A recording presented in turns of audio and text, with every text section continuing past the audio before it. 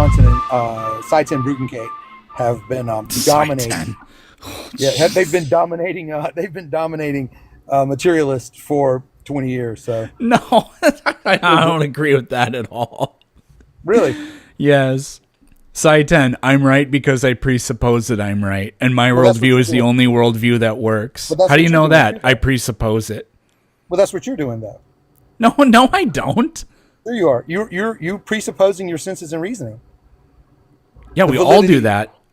But what Cy 10 does is he then goes, and I also presuppose that the reason it works is because magic exists. Yeah, but isn't that what I just said you're presupposing too, and you said, no, I'm not. And then you say, yeah, that's what we're all doing. No, because to me, man. No, I don't you're not. With you. I'll just say it's bizarre to me that you can't see that in your own argument. That's bizarre to me. What I said was Cy 10. That's not what I did at all. I said what Cy 10 does is he presupposes that he is the only one that knows how to be right. I presuppose I'm right, and you can't be right because you don't have my worldview. I don't do that. No, I don't do that. I do presuppose that I do have a reliable buddy. You gotta stop. I do presuppose that my senses give me reliable information, etc. But I don't say therefore theism is false. I don't do that. Well, that's not what he's doing either, though. He's using logic and reasoning from his presupposition, which is what you're doing. You have a presupposition. He has a presupposition. He uses logic and reasoning to extrapolate from that axiomatic position, which is what you're doing. They're both circular, and he would say his is virtuously circular, yours is viciously circular, right? Because you have no external that you're appealing to. And all I'm saying, there's no reason to claim that you need an external to refer to. That he's honest, and you're not. It's especially weak because his external is magic, and we don't know that magic exists. There's nothing magic about it. There's nothing magic about his presupposition. Yes, there is. He believes that God magically reveals to him the truth. Define magic. That which can't be explained naturally. It's the same thing as supernaturalism. That which can't be explained naturally? Yeah. So because you can't explain it naturally today means it can't be explained naturally. Then it wouldn't be God. Again, you're presupposing some sort of omniscience that I don't understand how you justify. Because you go back 100 years, they can't tell you how a phone works. That's a classic definition of theism. Does that mean that the phone can't work? It's magic? Come on, man.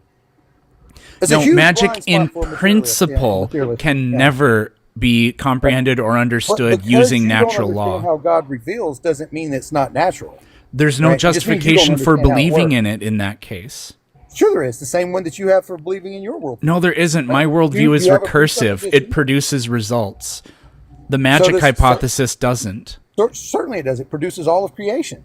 Right, and it produces uniformity in nature. That's begging the question. No, you're just begging the question.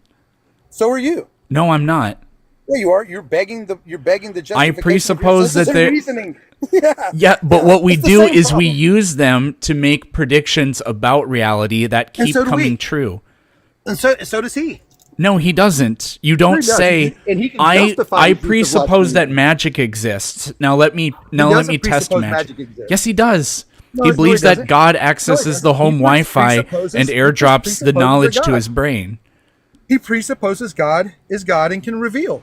There's nothing magical about that. Simply because you don't understand how God reveals doesn't mean it's magic.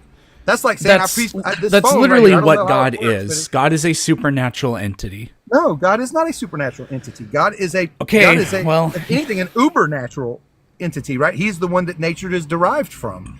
I mean, you can change the definitions of the words, but they are what they are.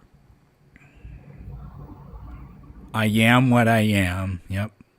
Literally, how God refers to himself, right? Ontology personified. Sure. Right, being personified. That's how the Bible describes God. Is ontology personified. I am that I am. Okay, I am that I am. There, now I'm God. And I'm going to tell you that you're wrong now. Yeah, I don't see where you get magic from that. Because that's what a God is. From your worldview. From the classical theist worldview. No, from your worldview, not from the classical theist worldview. Yes, it is. I didn't make this up. I'm a classical theist. I don't believe God is magic. Then I don't know what you are, but you're not that. Yeah. I'm a Christian. I consider myself a Christian, right? I believe what the Bible says about God. Ontology itself, personified. I am that I am. I don't see anything magical about that. That's logical and reasonable to me. That since there is such a thing as being, then being exists, and that's what God defines himself as being itself. Where is God? What do you mean? Is he within creation or is he transcendent? Is that what you're asking? It's however you want to answer the question. Well, God is. I would say God is non-local, right?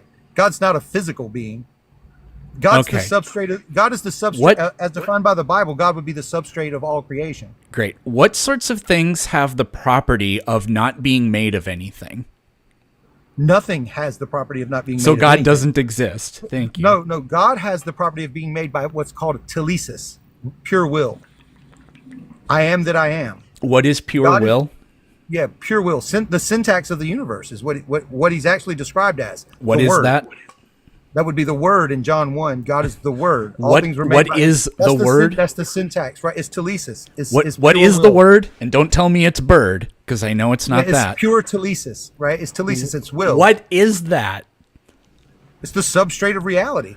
Okay, let's try this a different way. I believe in zip-zop, okay? And zip-zop is... Okay, so I'll explain it to you this way. Do you understand the words that are coming out of my mouth now? I don't know what any of these things mean, and you're not telling me. What you've given me is the equivalent of... Okay, so you don't understand the words that I'm saying. They don't have a meaning. It's the word. What is the word? Okay, the word is a description of information generalized. Right, so the fact that you can understand... Hold on, time out. Let me finish. Is the word a noun? It's both a noun and a verb. Okay, explain it it's alive. We would say alive. It's alive. It does. Okay. Right. Okay, so everything that's alive is composed of matter and cells. You know this how? What? Oh, so you've experienced all experiences in the manifold. So you can say that all things that are right. So you can say you haven't experienced anything that's alive. Buddy, you're giving credence to Russell's teapot. Oh, you've scoured the entire cosmos. You know that there's no teapot. Source of information. You're asking me to accept on your authority that you know everything that's alive is material. That's what you're asking me to do. The only thing we know about living things is that they are made of material things. The only thing you know. Do you know about some sort of non-physical life out there? Yes. What is it? We call them spirits. And what are those? And how do you know they exist? Non-physical entities. Yeah. What are? And how do you know that they exist? Through interaction with them. So on your authority? Yeah, the same way that you have knowledge of physical things through your 5 physical senses, we also can have interactions with non-physical things through non-physical means, right? And just because you don't have that experience doesn't mean others don't have it. You can disregard them, but then you're asking me to accept you as some sort of authority when you're telling me that you aren't having the same experiences that others are. But you're saying that you're the authority over those people when they have experiences that you don't have. I never claimed authority over anything. Well, I'm just telling you. I'm telling you. Yeah, you're telling me. You're asking me to accept. I'm telling you what we know that other people can agree on. You tell me what you think and know, not what I think and know. You say again. So you're the authority about what is real, and you're the authority on whether or not the supernatural realm exists. My own knowledge, right? I'm the expert in what I know. You're the expert in what you know, right? And we can have a conversation.